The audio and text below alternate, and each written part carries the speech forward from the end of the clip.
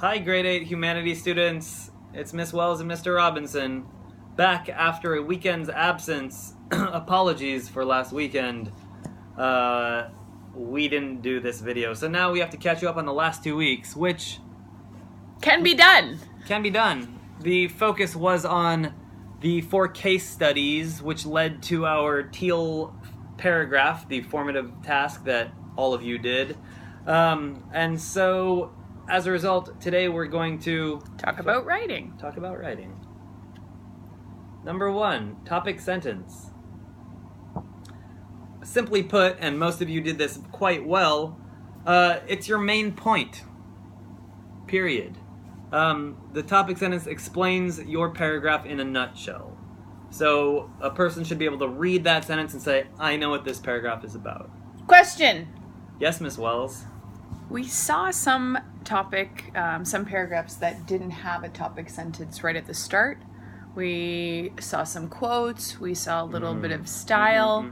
Is that okay to do? Yeah, as I explained to my classes, we're showing you the basic format for a basic academic paragraph. Once you have that down, there are exceptions to the rule. Sometimes there are neat, interesting ways to start a paragraph, like with a quote, or, you know, even a joke at times, depending on the audience and the style of your writing. But yeah, it doesn't mean that you always have to start with a topic sentence, but we'll get into that more in the future.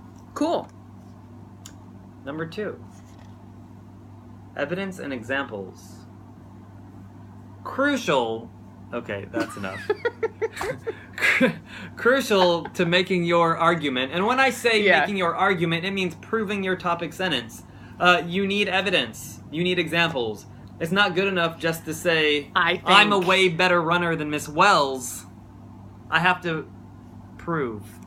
I have to show examples. I have to give evidence. So what's your evidence? We won't get into that right now. However,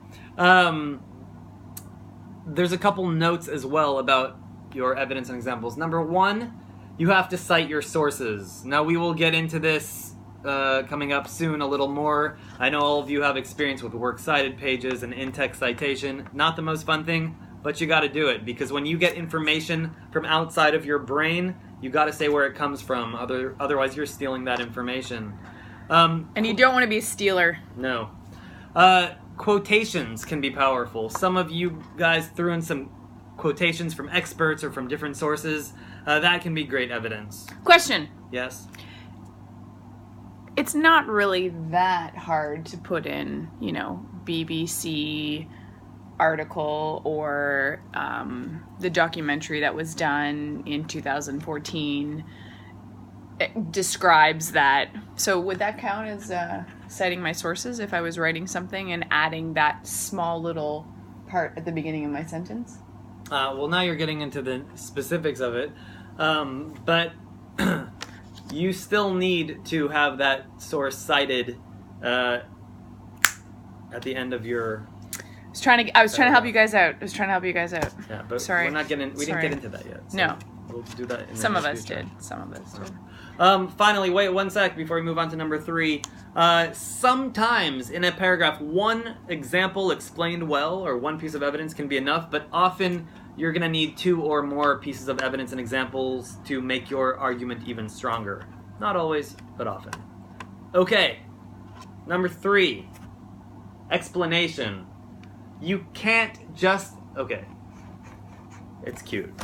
You can't just have a piece of evidence, an example, without explaining it. And when I say explain it, what you got to do is explain how that piece of evidence, how that example connects to your point. How does that example or evidence support your main idea?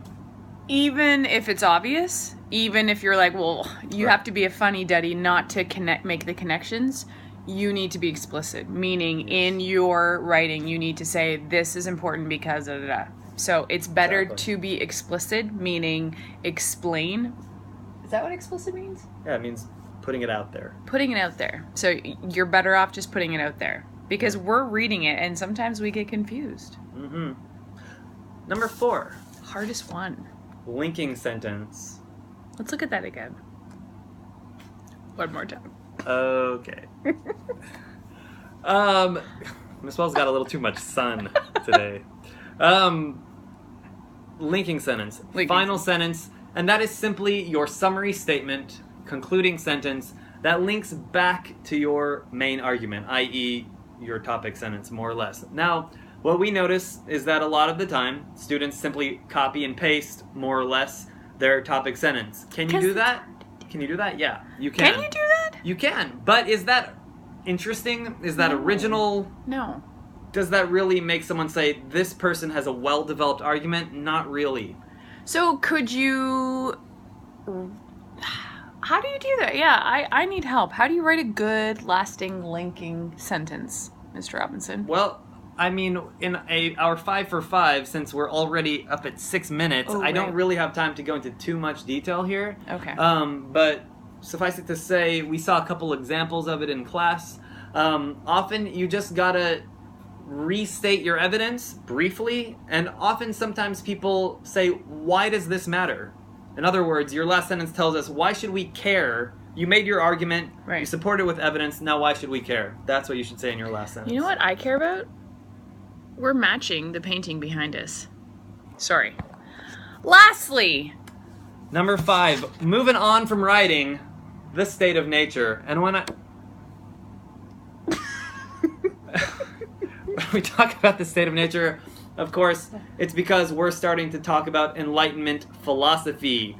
Big words, I know. Big words. But as at least 2 of my classes saw on Friday, the basic concepts are quite understandable. We'll get deeper into philosophy this week coming up. You're excited.